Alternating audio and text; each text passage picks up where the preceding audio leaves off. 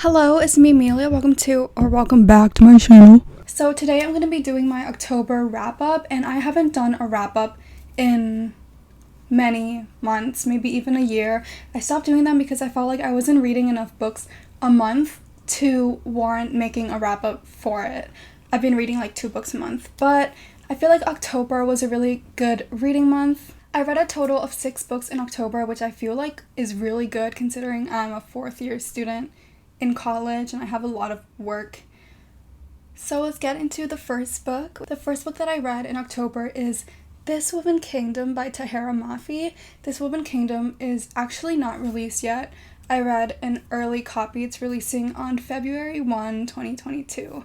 And Tahira Mafi is one of my favorite authors. She wrote the Shatter Me series, which I am absolutely obsessed with. This Woman Kingdom is a young adult fantasy that is very inspired by Persian mythology, Arabian mythology, and Islamic mythology. This book really drew me in because I am Persian and I don't really get to read a lot of young adult fantasy books with Persian main characters, and some of the side characters' names were my family members' names, which I never seen books, so it was very cool.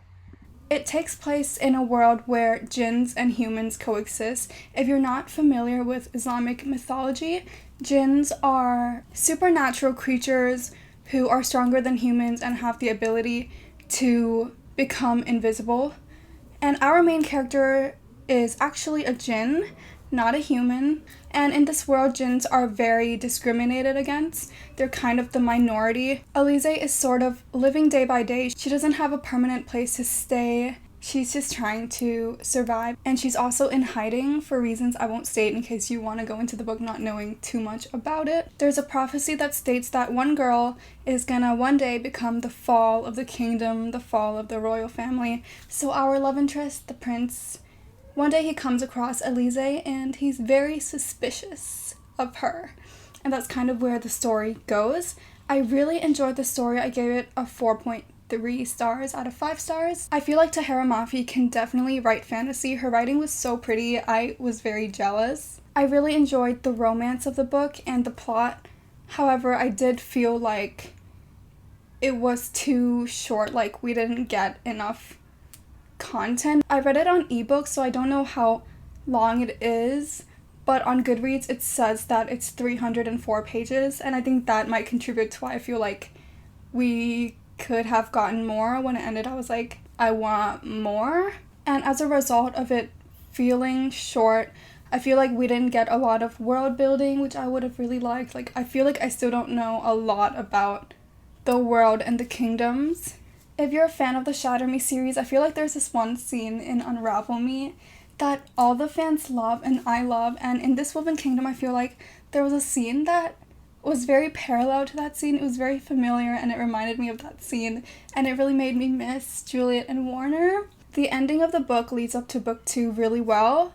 Like, I am so excited to see what is gonna happen, and overall I really enjoyed this book. The next book that I read is Kingdom of the Cursed, which is the second book to Kingdom of the Wicked by Carrie Maniscalco. It's a young adult.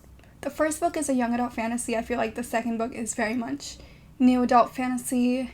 It's weird because it's published by James Patterson, which is, I think, a children's imprint, and then suddenly book 2 becomes a lot like spicier and new adult, and I was very confused about that.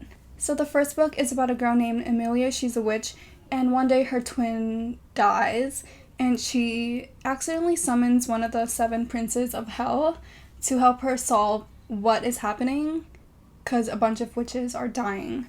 I really enjoyed book 2. I gave it 4 stars on Goodreads. I feel like in terms of enjoyment, I would give it a 5 out of 5 stars because I think every chapter hooked me in, and the book kept me interested at all times, but I do feel like plot-wise, I would give it like a 3 out of 5 stars. I feel like the plot really kicked in the last 20% of the book, and I feel like our main character wasn't really active in the plot itself. I feel like people were telling her things instead of her finding information herself, and it just felt a bit too convenient. So yeah, 4 out of 5 stars. I would recommend this series if you enjoy young adult or new adult fantasy, supernatural books with a lot of romance. The next book that I read, and I don't recommend it,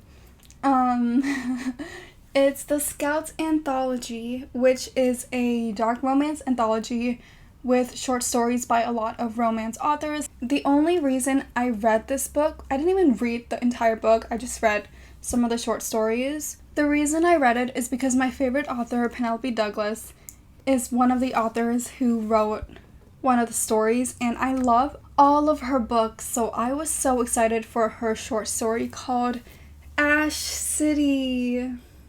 I ended up reading Ash City as well as Misha Stone's story. I don't know her, but I just chose like a random story after I finished Penelope Douglas's story to like give the book another chance.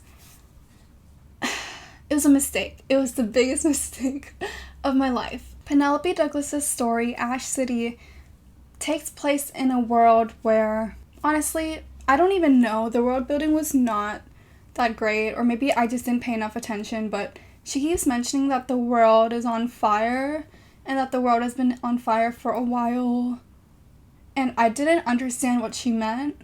I don't know if there was a fire next door, or if this is like an apocalyptic story, or if it's like dystopian. Like, I have no clue. But it's basically about this girl. One day her ex-boyfriend shows up at her apartment with a fugitive, and he's like, I need to keep him here, and she doesn't have a choice. And then she realizes that she and this fugitive has some history. I did not like this book, which hurts to say because she is my favorite author. I felt like the story was very random and kind of pointless. I didn't really enjoy the romance or the plot or the ending. I would not recommend this book, but I would recommend all of her other books. So after reading Ash City, I decided to just give another story a chance, and I chose a completely random one, which happened to be a book that I regret reading very much. So I went into this book not knowing anything, and I really should have checked what it was about.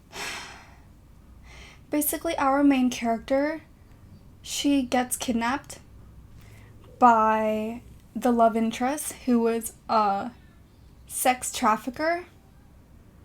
He sells women. I'm sorry, I shouldn't be laughing, but like, who thought it was a good idea to write this story? And like, that's not even the worst part. Oh my god. I can't. So she's kidnapped. And what's very weird about this book, and not even the weirdest part still, is the fact that the person who bought her wants her to be like a dog. So our love interest slash Mr. Sex Trafficker trains her to be a dog. So she's kept in a cage, she sleeps in a cage. She crawls. She's not allowed to walk. She crawls. And, like, if she stands up like a human, like, he, like, hurts her. Oh my god, I can't. Who thought it was a good idea to write this book?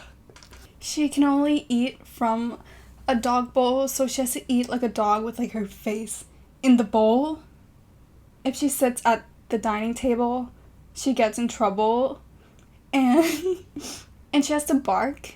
And she has to pee in the grass outside the house like a dog. And if she doesn't act like a dog, then she gets in trouble by the love interest.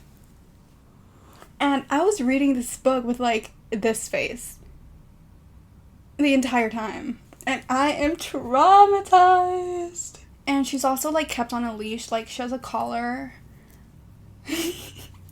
And that's not even the worst part. The worst part is the ending. Because eventually, Mr. Sex Trafficker falls in love with her. And he's like, actually, I'll set you free. You can go. I won't continue training you to be a dog for the person who bought you. And you know what she says? She gets down on the floor like a dog. like gets down on 4 legs, the dog position. And she's like, actually, I kind of like being your dog. And then she barks. And then the story ends. What? Oh my gosh. That's so embarrassing. Imagine like being an author. Not even being an author of that book. Being one of the authors that the Scouts anthology has. Like being involved with this book. Like that is so embarrassing. That is so embarrassing. Oh my god, this was like the worst book I've ever read in my life and I was traumatized. I gave this book a 2 stars, which thinking about it now, I feel like I should make it 1 star. I didn't want to be mean to Penelope Douglas's story because I love her, but the story was just not good. And she's releasing like another anthology and like I don't want to read it anymore. We're gonna move on because what was that? The next book that I read is Once Upon a Broken Heart by Stephanie Garber, which is a spin-off series of the Caraval series, which is her debut series, and features some of the same characters that were in the Caraval series. And as I've said many times, I read this book because Jax is the love interest, and I really fell in love with Jax in the Caraval series. And this book is about a girl named Evangeline Fox. Her boyfriend is suddenly marrying her sister. She asks for help from Jax, who is the Prince of Hearts. He's a fate. In this world, there are a couple fates who are these like powerful beings in the world. She asks him to stop the wedding, and in return, she has to do something for him. But you should never make a deal with the fate. So things go wrong, and that's kind of where the story goes. I really enjoyed this book. I'd say it's like a 4.2 star book, but I gave it a 5 stars on Goodreads just because I'm biased because I love Jax. The book is very like magical and pink and enchanted by Taylor Swift, but there are like undertones of like death and murder and blood, which I thought was a really nice combination. Next up, I read The Predator and the Reaper, which is book 1 and book 2 in a series by an author called Runix. And the only reason that I read it was because I really enjoyed Runix's latest book, Gothicana. It was so good. And I never talked about it on my channel, but I extremely enjoyed it. So I wanted to try out her other books to see if they would be as good. So in The Predator, our main character is the daughter of like a powerful mafia family, and she's like a computer coder. She creates a set of codes that is very dangerous. We don't really know why, we only know that it can like destroy governments and destroy families if someone discovers it. And one day her codes are stolen, and she believes that they were stolen by the son of the rival mafia family. So one day she goes to kill him, and she kind of realizes that he's not the person who stole the codes, so they have to work together to find out who stole the codes because it can destroy both of their families. I didn't really understand why the codes were so dangerous. I feel like it was so poorly explained, like what is a bunch of codes gonna do? But I really enjoyed the romance. I feel like the entire book keeps you hooked. There wasn't a single chapter where I was bored. It did lack a lot of plot, but there was a lot of plot in book 2, The Reaper. I feel like book 1 sort of sets up book 2, and book 2 is like the book. I think the writing was really annoying at times, and there's like 2 typos every page, which kind of like takes you out of the book a lot because there's so many. So you'll probably like this book if you like mafia romances, enemies to lovers, and don't mind writing that hasn't been edited. So those were the 6 books that I read. Let me know if you have read or liked or disliked any of them. Let me know if you want to read any of the books I just talked about, but please don't read the Scouts anthology. I mean, you could if you liked what I didn't like.